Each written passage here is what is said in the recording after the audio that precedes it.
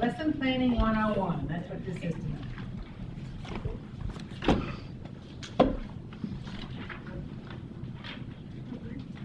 Y'all need any of these? So what you're getting right now is a lesson plan template. If you spend 10 minutes and look up lesson plans, you will find 10 different templates. So there isn't a one template fits all. But in Texas, we started building lesson plans on the Madeline Hunter model. And in her model, she has specific parts that are just parts of the lesson. So if you look on the lesson plan form, where you see the teacher will and the student will, look at that part.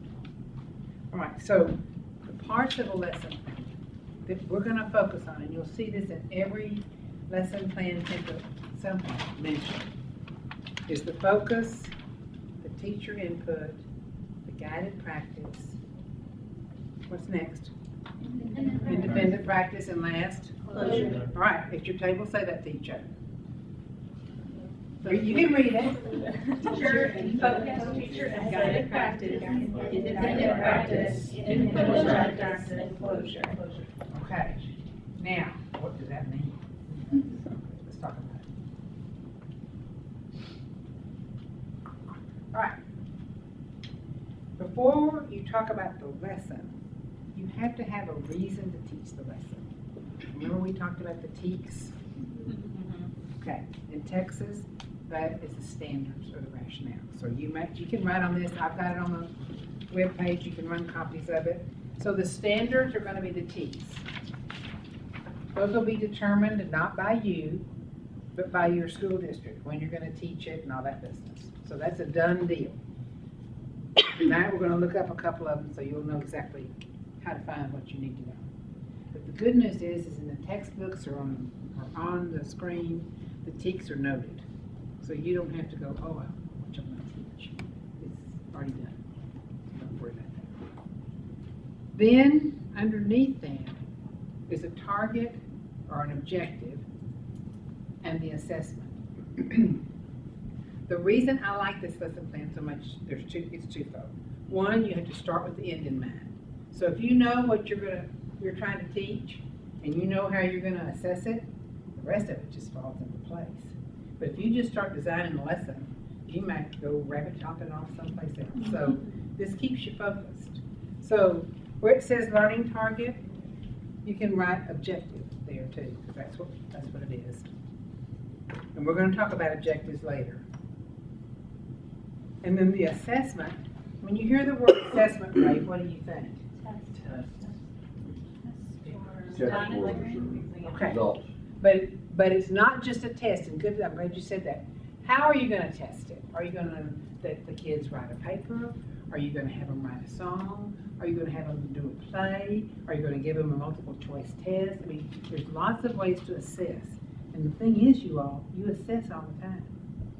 So it's not just a one time only we're gonna assess. As you're teaching, you're constantly assessing. Is Taylor keeping up? Is Ray awake? What Megan think? You know, I'm all the time looking at you all, seeing where you are. So I'm assessing all the time. And I had you do things to be sure that you're catching up, like the inside-outside circle was an assessment to see what you remembered, what you brought with you from last time. So there's lots of kinds of assessments. And you'll have a whole bunch of types of assessments, many types of assessments to choose from, because we'll talk about a lot of different kinds. So don't just think test. Okay, so once you've got that done, then you start designing your lesson. Now, many school districts will give you a template, and I'll show you some in a few minutes. But all of them will have these parts. So let's just stick to this one for tonight. All right, so the focus, or the mental set, or you might hear it called the anticipatory set, or the hook, it's called lots of things. It's like a 3 to 5 minute way to get you involved. So like an introduction. It's an introduction done in a fun way. So it's not like, hello boys and girls, today we're going to study multiplication, 2-digit multiplication. No, you might have something on the table that says, look at that, what do you think that is? And have them time to guess some stuff and then go to your lesson. So it's just it's a fun, challenging, it can be written, it can be hands-on, it can be a video, It can be any number of things, but it's short. It's just a quickie, 3 to 5 minutes, that's pretty much, we're gonna talk about like a 45-minute lesson. That would be in a perfect world, they're never that way, but we're gonna pretend they are. So only 3 to 5 minutes is gonna be on that. Because you wanna tell them where we're going. Because they don't like surprises, and you don't either, so. All right, so you got that going. Then you get to the teacher input, that's what you teach. Now, we're learning some different strategies. We learned some Thursday, we talked about them, Socratic seminar, reciprocal teaching. The teacher has to plan this. It doesn't, I don't just wake up in the morning and say, oh, I have to plan, even when I'm teaching you all. And I had to do double duty planning last time, because I can't teach the same way every time. Because you don't know about snowstorms and all kinds of stuff. Snowstorms that don't happen. Okay, so the teacher input is generally 15, 20 minutes, thinking about what we talked about kids' attention. So in a lesson that's 40 to 45 minutes, you're not going to teach the whole time. Because if you do, what are the kids doing? Yeah. So you can teach, and when you're teaching, you can use structures. It's not, I have to talk, it's not direct teach the whole time. But that's when the lesson is learned. Then what comes next? And Alicia? The guided practice. The guided practice. So after I've taught you, then we do something together. And math lessons are always the easiest for me to explain. You know how in the olden days you had kids go to the board and you'd say, okay, now we've learned how to multiply. So you'd have everybody write their things. Guided practice, nobody's getting a grade, the teacher's working with you, it's safe, and I can see, oh, gosh, Ashley's done this well. Diana needs a little help, you know, but not grading, just kind of a review. And it gives you a chance to ask questions. Katie might say, well, Dr. Ford, why do we have to blah, blah, blah? And I would be able to tell. So the guided practice is generally about 10 minutes long, 15 maybe. Now none of this is in stone, y'all. I'm just trying to give you some parameters. But if you don't give them a chance to practice what they've learned, you don't know when they leave where they are. So you can't evaluate what you're going to do the next day when you see them. All right, so that's focus is introduction. Teacher input is the teaching. Guided practice is we're working together. Now you're going to see me back out here because this is independent. This is what the kids do all by themselves. So in high school we used to call that homework. They don't do homework so much anymore, but it's a time for you to work like, maybe you would do a structure where you'd have to do some kind of an activity. Maybe you just write down everything you learned. Independent practice is done without the teacher. Now, I don't leave the room. I don't get to go home. I'm available, but I'm not teaching. So Brian may hold his hand up and say, you know, I don't think I know how to do this. I can certainly help him. It's not like I have to go sit at my desk and check my email. Right? But the idea is, I've done everything. I mean, I got you started. I taught it. We worked together. Now it's your turn. So we're turning loose of. Are you Dean, Dr. Estes? Apparently you are. All right.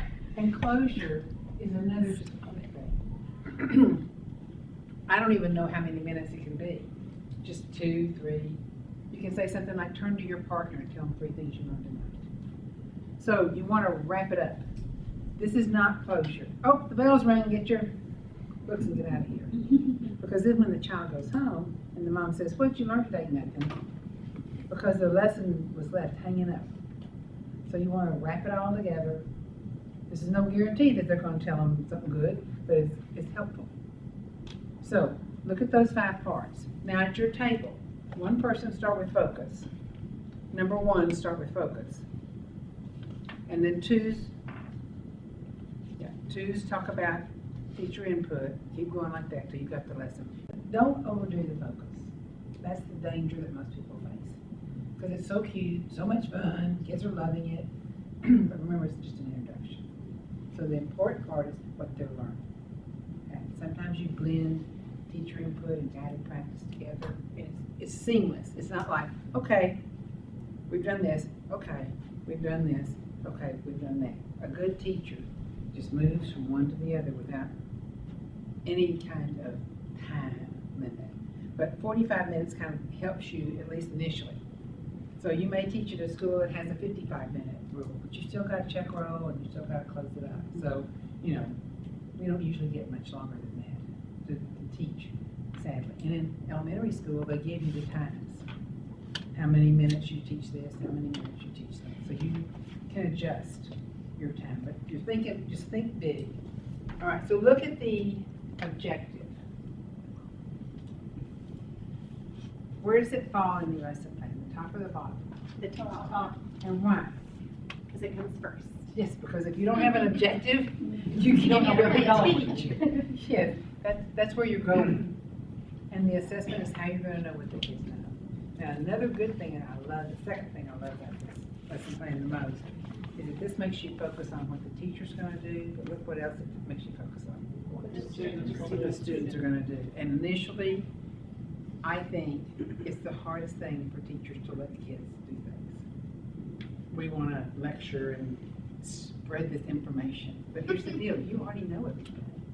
So you've got to let them show you. So when you write these, use these lesson plans for me, this is nice, you put this information in, but I better not say that the student will answer, the student will answer, the student will answer. Yeah, so you gotta be thinking of some ways for them to move. We're talking about movement and activity. So as you're thinking about this, and you won't have this on any other lesson plan, but you'll have it on this one in here. And I won't make you, Dr. Estes will talk to you about your options, so just don't worry about that right now for me. Because enrichment and reteach are things that we'll talk about later, but I want you to get the lesson plan firmly convinced in your mind before we move on. So I'm going to show you, I would like for you to open your Kagan book, 1410. Oh, you didn't bring it, I have one here. Can I read? You have it on.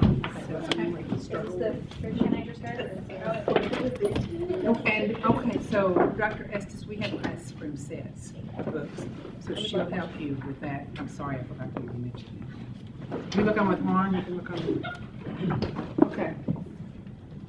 So, Kagan suggests, he has another cooperative planning form. See right there? So what's the first thing he has on his? Objective. Or the topics. Of the lesson plan part, 1410. Lesson objective. But look down at the lessons part. Okay, lesson objective. The first thing is set. See that? Oh, no. I'm just talking about the lesson part. Okay. Yeah, he has lots of other wonderful stuff. Everybody got it? Okay. And he even gives you some structures that you can use in here. But this form is really very nice. And then he has input, and we, instead of what? What did we say? What's on it? Teacher input, yes, so it's the same thing. Guided practice, individual practice, enclosure, closure. So everybody pretty much agrees with the parts of a lesson plan. Now, how it's presented, I'm telling you, don't get all bent out of shape, because when you go to Fort Worth, they'll give you one lesson plan. When you go to Burleson, they'll give you another one. When you go to Cleveland, they may not give you anything. I mean, I don't, you know, I mean, it's the truth. Every district has its own way to do things. I can't imagine teaching and not having a lesson plan. I can't imagine being a successful teacher without having a lesson plan. Does it take a long time to do? Yes.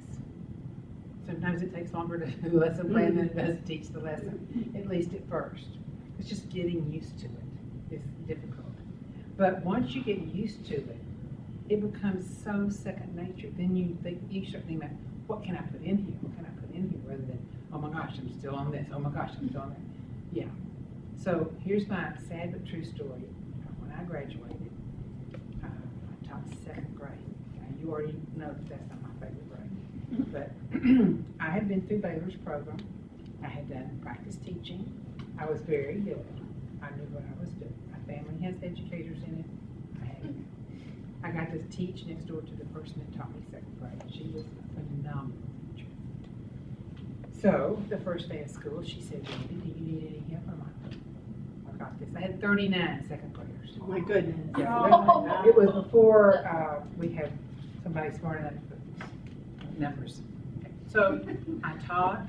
Man, I was good. We had kids. We were active. We did all kinds of great things. I was teaching and teaching and teaching, and I got through my lesson plan. It was 10:30 in the morning. I had nothing else planned. I was through.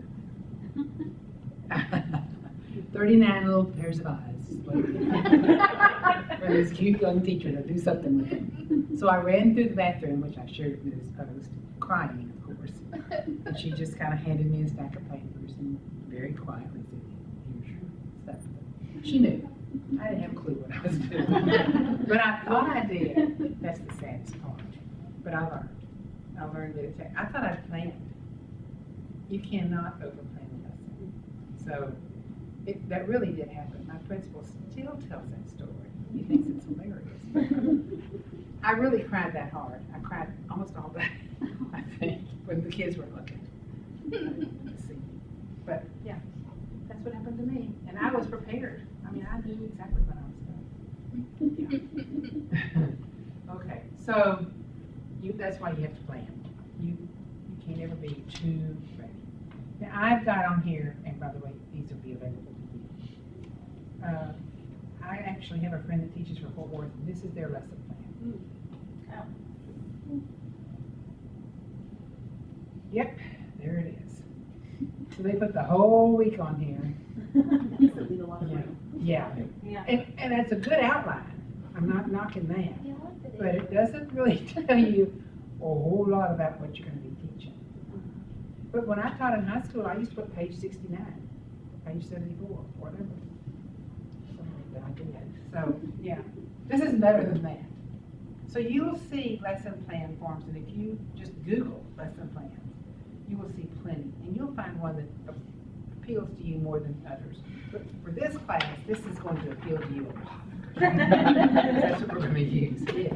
So if you teach at a school district that has a lesson plan like this, that's really kind of required for the classroom, but you benefit from more detail in your personal planning, could you fill this out for administration and have your own more Absolutely. complete lesson plans for Yeah. the week? As a matter of fact, and you'll hear me say this over and over, I never left my classroom, ever, without having exactly what I was going to teach the next day right there. And I had a notebook that had, watch out for Aaron, he's going to pinch somebody, watch out for Juan, don't let Juan and Taylor work together. I had all the stuff in my book that I left on the desk, because you never know when you go home, somebody's got the croup, or somebody, have a flat tire, or you get the flu, or whatever. So yes, and mine had notes in it. Yeah, even the last years that I taught public school, my friend and I scripted what we were to say. I know, but it was good for me. And then when we taught, it was different because she and I were different teachers, but we had the same information. So you'll find your group. So don't be too worried about that, but you got to go in knowing kind of what you're doing. You don't want to be just a taker. You want to be a contributor, and you want to feel good about it. So you're going to have to plan lessons, and in here you plan them, and they are long, because I expect you to really think what you're going to